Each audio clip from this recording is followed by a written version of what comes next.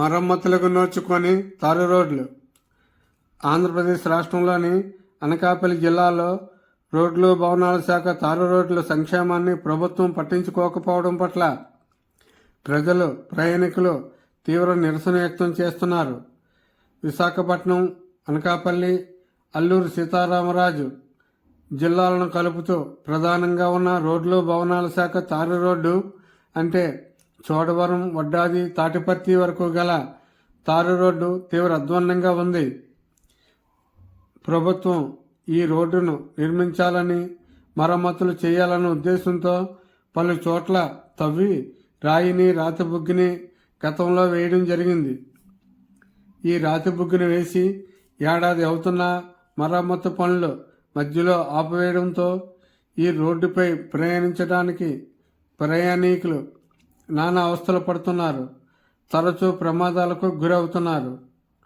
గత ఏడాది అంటే 2024 డిసెంబర్ నెలలో వడ్డాది నుండి మాడుగుల మండలంలోని తాటిపర్తి గ్రామం వరకు తారు రోడ్డు మరమ్మత్తు పనులు, వెడల్పు పనులకు సంబంధించి సుమారు 23 కోట్ల రూపాయల నిధులు మంజూరయ్యాయి. అయినప్పటికీ రోడ్డు పనులు ముందుకు సాగడం లేదు. ఈ రోడ్లపై ప్రయాణిస్తున్నప్పుడు దుమ్ము, రాతిబుగ్గి పైకి లేచి ప్రయాణికులు తీవ్ర అస్వస్థతకు గురవుతున్నారు. 4 ఏళ్ల క్రితం వడ్డాది వద్ద వంతెన, విజయరామరాజుపేట వద్ద వంతెనలు భారీ వరదలకు విరిగిపోయాయి. అయినప్పటికీ వీటిని పూర్తి స్థాయిలో నిర్మించకుండా గొట్టాల వంతెనను తాత్కాలికంగా నిర్మించడంతో ప్రతి ఏడాది వచ్చే వర్షాలకు ఈ గొట్టాల వంతెనలు కొట్టుకుపోయి 3 జిల్లాల ప్రజల ప్రయాణాలు నిలిచిపోయి నానా ఇబ్బందులు పడుతున్నారు. ఎన్డీఏ ప్రభుత్వం ఎన్నికలకు ముందు మాడుగుల ఘాట్ రోడ్ జంక్షన్లో జరిగిన సమావేశంలో ప్రస్తుత మంత్రి నారా లోకేష్ తాము అధికారంలోకి రాగానే మాడుగుల, వడ్డాది ప్రాంతాల్లో గల రోడ్లను, పడిపోయిన వంతెనలను వెంటనే పూర్తి చేస్తామని హామీ ఇచ్చినప్పటికీ ఎన్డీఏ పాలన అమలులోకి వచ్చి 2 ఏళ్ళు అవుతున్నా ఇచ్చిన వాగ్దానం మాత్రం నెరవేరలేదు.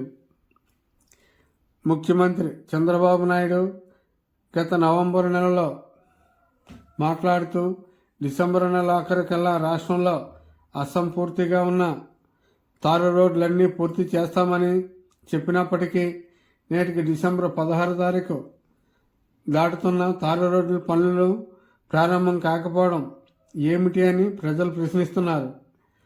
ఈ రాష్ట్రంలో ప్రభుత్వం అమలులో ఉన్నట్ట లేనట్ట అని ప్రయాణికులు తీవ్ర ఆగ్రహం వ్యక్తం చేస్తున్నారు.